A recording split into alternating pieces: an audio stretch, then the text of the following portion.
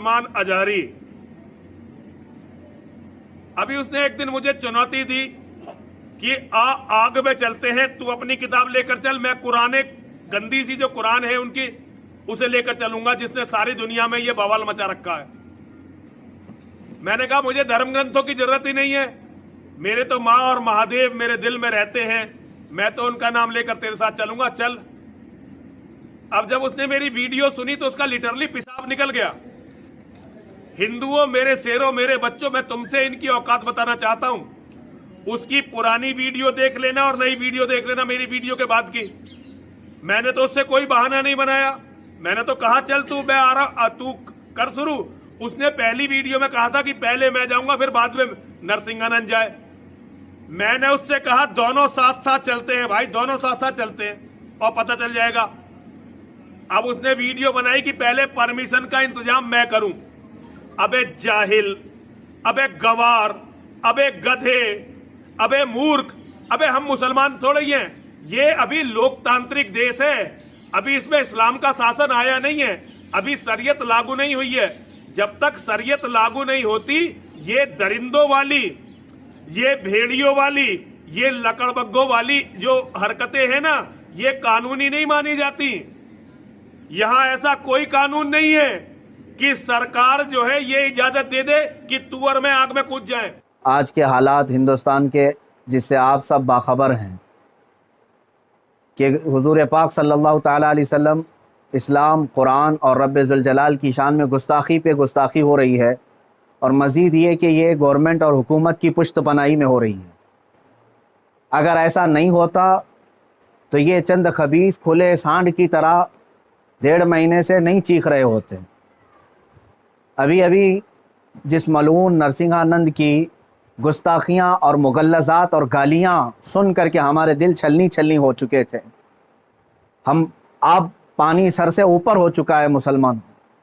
हालात इस कदर नाजुक हैं, मुझे ये समझ में नहीं आता अब तक कि हुकूमत इनको अरेस्ट क्यों नहीं करती। इनकी क्या मजबूरी है इनके साथ, या इनके खुद के ये पाले हुए कुत्ते हैं?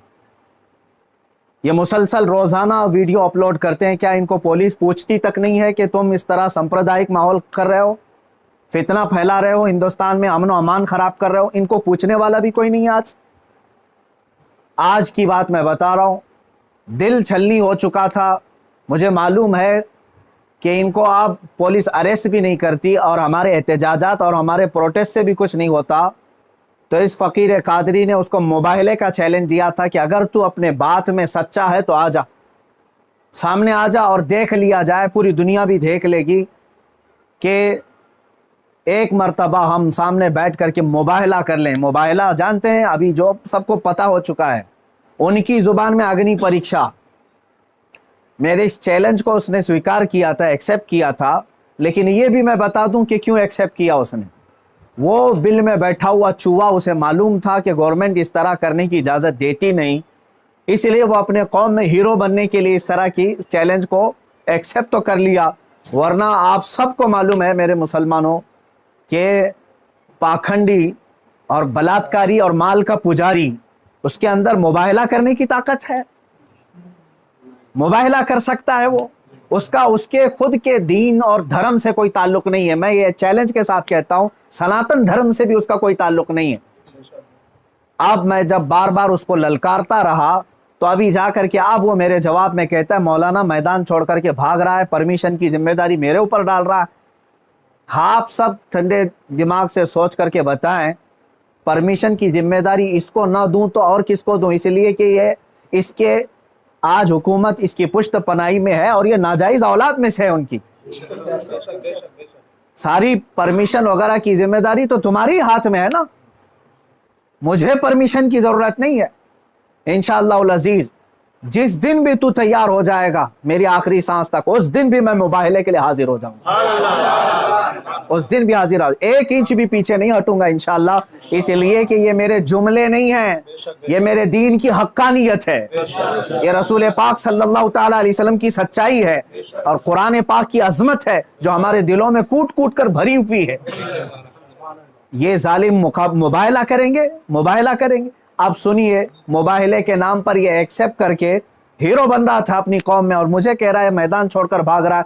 मैं इससे कहता हूं, आप सबको मालूम है ना, चंद दिन कबल ये दिल्ली के प्रेस क्लब ऑफ इंडिया में बैठ करके जहर उगल रहा था, हुजूर पाक सल्लल्लाहु ताला अलैहि वसल्लम की शान में गालियां बक रहा था। आज इसको याद आ गया ये लोकतांत्रिक देश है, आज ये कह रहा है ये लोकतांत्रिक देश है, मौलाना क्या ऐसी परमिशन यहां मिलती है? तो खबीस के बच्चे, तुझे ये पहले मालूम नहीं था कि इस लोकतांत्रिक देश में किसी धर्म को गाली नहीं देना चाहिए? मलून नाजायज औलाद, तुझे ये नहीं मालूम कि लोकतांत्रिक देश में किसी धर्म को गाली नहीं दी जाती?